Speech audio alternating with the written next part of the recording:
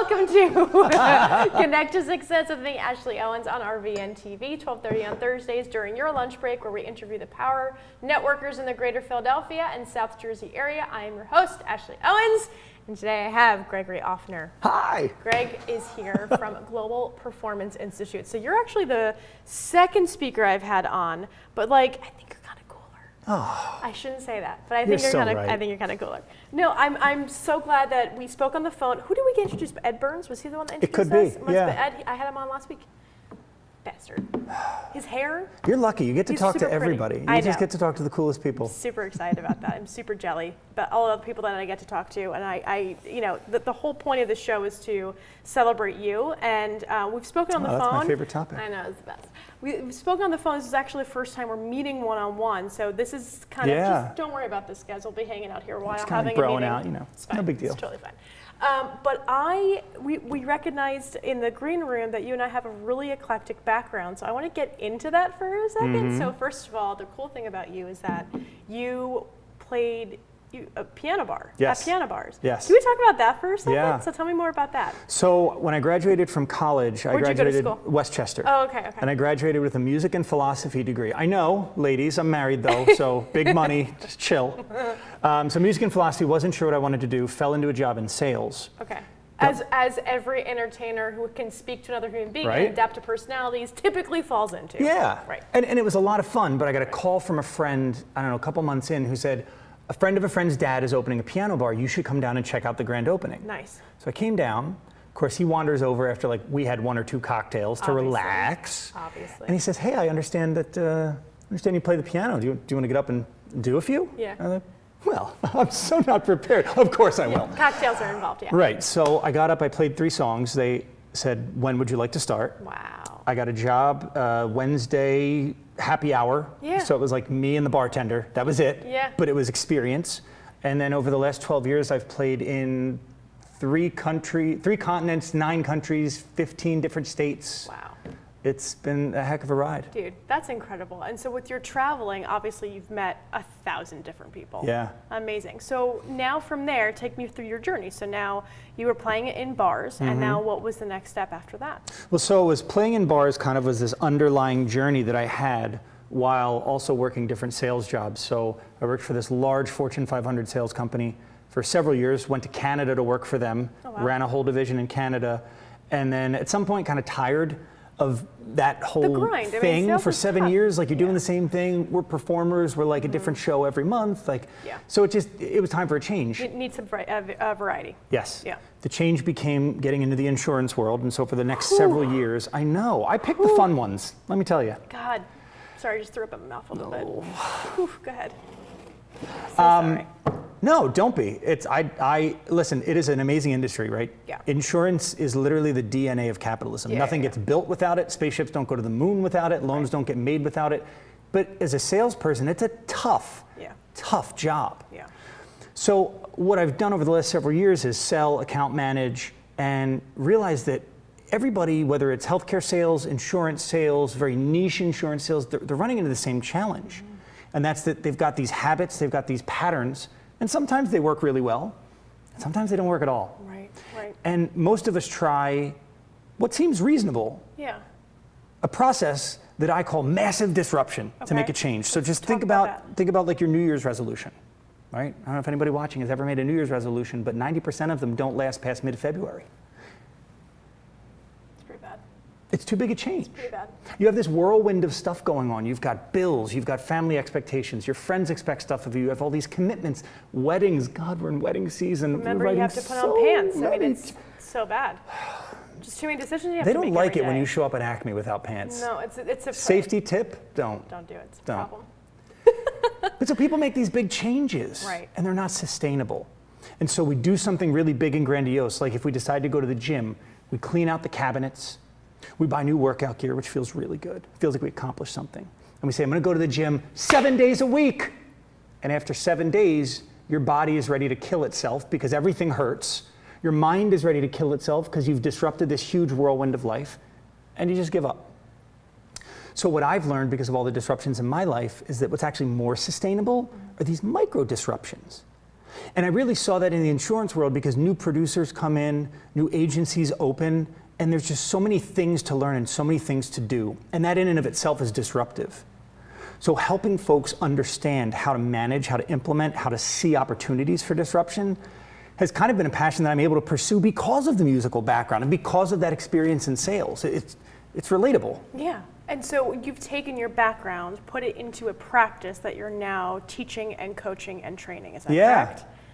Okay, so I'm just sorry, a little light bulb went off. No. So that background has allowed you to feel confident in what you're doing, accurate in what you're teaching, but also gives you the experience to say, like, look, you know, when you have these micro disruptions, they're going to be throwing a lot of things at you. As a natural performer, you are apt to be able to make it work because if someone says boo, or they're throwing crap on the stage, or they don't like your song, whatever it may be, your skin's thick enough and you know how to come up from that. Yeah. Is that correct? Well, I always say that my college dating experience really prepared me for a career in sales. I'm used to hearing no. But seriously, you know, as a salesperson, you hear no a lot. All the time. And if you're not resilient, you should probably go buy a dog and get a different job because that's the way it is. Right. As a performer, you have to be resilient, but specifically as a dueling piano bar performer, it's a different type of role. You know, when you get a gig in a band, you've got a set list. And sure, some idiot's gonna yell, play Freebird, man! But like, generally you control the music. At a piano bar, the audience controls the music. So I literally have no idea 5 minutes from now whether I'm gonna be playing Britney Spears or Bob Marley. None. So you have to be able to move very quickly. And when someone comes up at 1:30 in the morning, drunk, and says, I want you to play the theme from The Little Mermaid, but can you do it like Metallica? You have to figure a way to deliver. They put the money on the table. Right.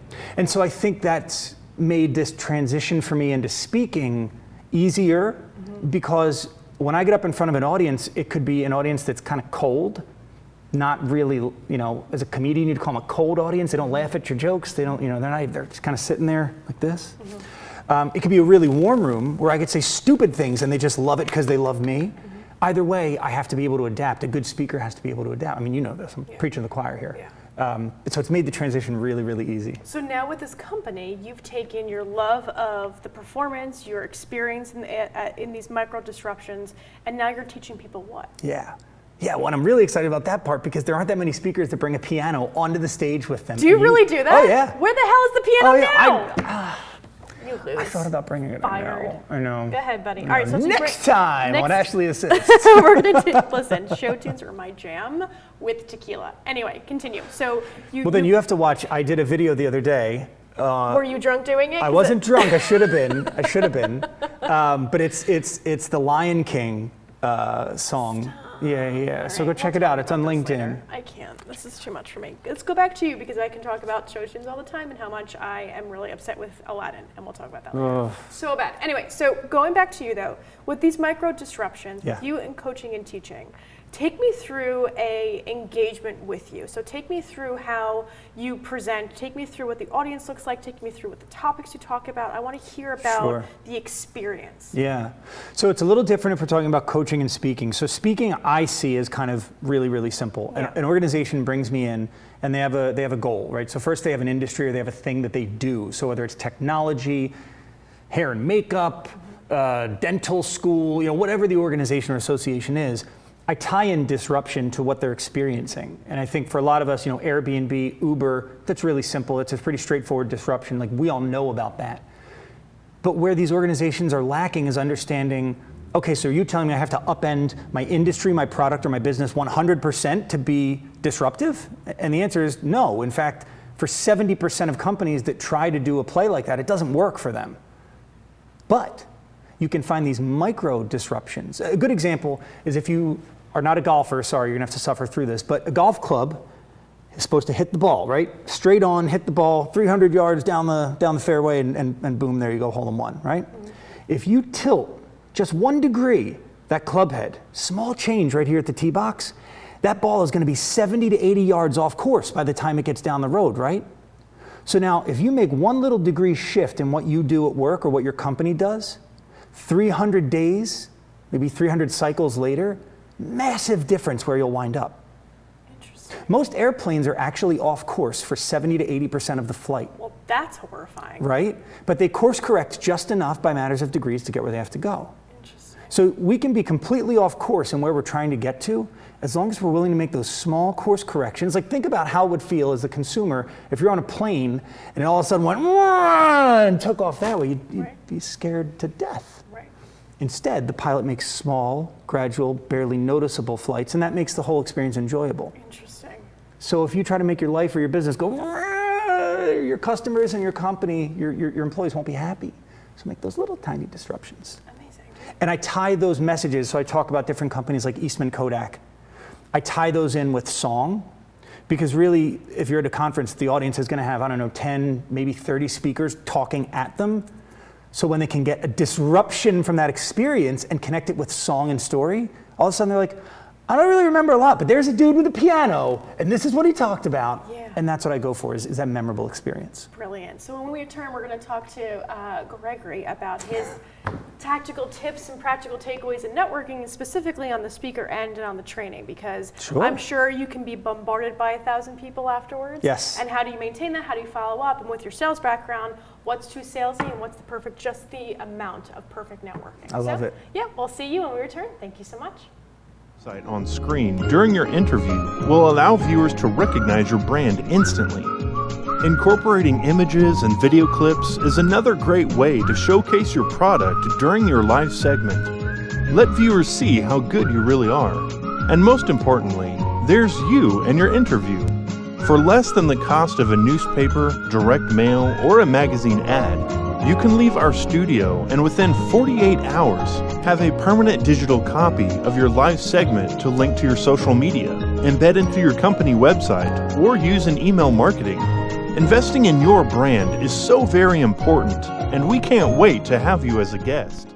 RVN TV is a platform for people of any industry to share their story. Over 285,000 viewers are tuning in to RVN TV shows monthly. We guarantee a great experience that you'll be sharing with everyone you know while increasing your personal and company's brand awareness. But what is your brand? According to Forbes, it's a combination of your logo, your product, your design and feel, and your personality. Did you know that aside from being a guest, we offer even more opportunity to boost your brand? Adding your company logo and website on screen during your interview will allow viewers to recognize your brand instantly. Incorporating images and video clips is another great way to showcase your product during your live segment. Let viewers see how good you really are. And most importantly, there's you and your interview. For less than the cost of a newspaper, direct mail, or a magazine ad, you can leave our studio and within 48 hours have a permanent digital copy of your live segment to link to your social media, embed into your company website, or use in email marketing. Investing in your brand is so very important, and we can't wait to have you as a guest. RVN TV is a platform for people of any industry to share their story. Over 285,000 viewers are tuning in to RVN TV shows monthly. We guarantee a great experience that you'll be sharing with everyone you know while increasing your personal and company's brand awareness. But what is your brand? According to Forbes, it's a combination of your logo, your product, your design and feel, and your personality. Did you know that aside from being a guest, we offer even more opportunity to boost your brand? Adding your company logo and website on screen during your interview will allow viewers to recognize your brand instantly. Incorporating images and video clips is another great way to showcase your product during your live segment. Let viewers see how good you really are. And most importantly, there's you and your interview. For less than the cost of... Hi, everybody. There's no walls. There's no walls, guys. Welcome back to Connect to Success with me, Ashley Owens, and RVN TV. 12:30 on Thursdays. There should be about again this. Oh, there should 12:30 on Thursdays, talking to the power networkers in the greater Philadelphia and South Jersey area. Gregory, Thank you so much for being here. We talked about It's an absolute pleasure. Your experience in disrupting and micro disruptions, which I find to be extremely fascinating. I think with anything, when you're trying to make a change, little micro moves are extremely important for the bigger end goal. Would you agree with that? Well, and they're sustainable. I mean, that's Correct. the thing, right? Like, a change doesn't matter if it doesn't stick. So how would you disrupt the networking industry? The industry. The industry in itself, because it's heavily saturated. You've got amazing organizations out there that have a specific niche, whether it's people that are in transition, maybe it's more of a social club, maybe it's women-based, maybe there's mentorships, maybe there's educational workshops. With all of that involved, I find it to be heavily saturated, and I think everyone's doing a different version of somebody else at the hierarchy. Now, there's a group for everybody, right? Communities are built based off of like-mindedness. So how would you, or what do you see now that is so common and so stereotypical that a micro disruption would enhance the growth and the opportunity to build an effective network? Should have prepped you for this one because this just came to me like. Well, I think it's so, and I hope I'm not putting off anybody that watches this, but I think it's these panels that are populated with people who have paid to be there. Ooh, the pay-to-play guys, yeah. I think it's really frustrating, not just for the vendors who want to participate and have access to an audience that cares, but I think for the people that show up and genuinely want to hear something new, and instead they're hearing a pitch for 2 hours, right? Yeah. There seem to be a lot in particular industries. I don't think that I'm an expert on all of them, right. But I spend a lot of time in insurance and a lot of time in real estate. And I think that you can only say so much about real estate. Yeah. And so we're in this experiential culture where instead of just having the crappy bagels and fruit in the morning, some soda that nobody's gonna drink at 9 a.m., and then you're out of there by 10:30 feeling like you accomplished nothing but meeting other fellow salespeople, which isn't a bad thing. We should be a little more experiential. So a networking event that's over Topgolf, a networking event at an axe throwing place, a networking event somewhere where you can let your guard down and kind of be you. Right. And I think that's a great opportunity to not only meet like-minded individuals, but it takes the networking piece, and I say networking piece out of it at a high level, meaning that people that are active networkers and even power networkers, they're there to socialize, right? A lot of the stereotypical pieces to that, they're there to socialize. To your point, the events that have a theme or an activity or something that is different and not the business card exchange or X, Y, and Z. It's very much like, come to this because we're celebrating this person, or we're celebrating this organization, or we're coming together to do an activity that half the time you're not thinking about talking about what you do. That experience, to your point, ends up building a longer lasting relationship, and it ends up making the connection a little bit deeper. So, and I don't know if this goes against any of what you teach. Go for so if it does, don't yell at me, but let's talk about it. Nobody cares about what you do. Nobody gives a shit. They care about who you are. Nobody cares. I meet people at these events, and within moments, the question is, so what do you do? And I look them dead in the eye and I go, you don't care. Yeah. You don't, right? Am I right? And they laugh, exactly and instantly that builds a connection. That's the first slide in all of my presentations. Nobody gives a shit about what you do. I should not curse, and I'm probably gonna get yelled at, but the goal is to your point, like, nobody cares. They care how you made them feel, and if you can have a good experience with that person, you're gonna have a longer lasting relationship. And you'll ultimately, I think, have more fun. Now, there's that stink of desperation that I think we all get into if we haven't hit our sales quota for the quarter, and we need something to come to this event. People do kind of smell that, and they tend to gravitate away from it. And I didn't have, when I was doing this, as much fun at those events. Like, I was so guilty of breaking these rules several years ago. I would go to events, and in fact, I went to one in particular, and I met this guy who I knew was like a perfect client, and I just met him, and I said, hey, we should talk, I could do this and this. And I swear to God, he handed my card back to me, and he goes, that's not what we do here. And he walked away. And it was the best lesson he ever could have gave me, because at that moment it clicked that nobody cares about what I do. They care about how I make them feel. No, and I think that is the foundation of any good networking, but it's also the foundation of any human behavior. And human behavior in general is people buy emotionally, right? They buy because they have an issue. They buy you. They don't buy what you do at the end of the day. Yeah. But I'm so glad you brought that up, because I try to talk about that as much as possible in a way that is constructive, right? So so let's talk about your conferences. So when you're doing these larger speaking engagements, have you done a TEDx yet? No. Not yet, but you're working on it, Not right? yet. Awesome. It'll happen soon. Awesome, very exciting. Well, I wish the best for you. Thank you. I'm excited too. So when you do these presentations and these trainings, Do you ever have the opportunity to meet a ton of people afterwards, and how do you manage that influx of people right after? Yeah. Because if you're performing, like there's a sense of entertainment attached to it, there's a sense of authoritativeness that comes from it. How do you manage that influx of people afterwards? So I generally have a shirt with a pocket here, Yep. and usually on speaking engagements, I'm out wearing a jacket. So I'll have my cards, and I give them out as if they were water. Just take them, right? And what I want is for people to come to me. I want them to schedule something via Calendly so we can have a 10, 15-minute chat. However, I sometimes meet people who say, you would be perfect for this event, please call me. They go right here. Yep. They're the only cards that I put right here. Oh, now I'm telling the secret, somebody's gonna know.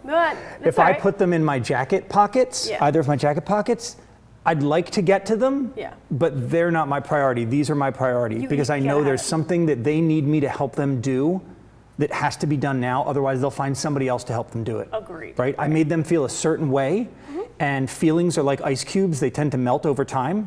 Right? So if you don't keep constantly in their face, not bothering, but reminding them of how they felt, you're going to lose that opportunity. And think about how many times that you needed to be reminded to do something. Totally. I mean, because everybody kind of gets involved. You're like, oh my God, that's right. I'm sorry. Yes, I will take care of that right now. And it just takes one more reminder. Oh, yeah. But not in a sales way.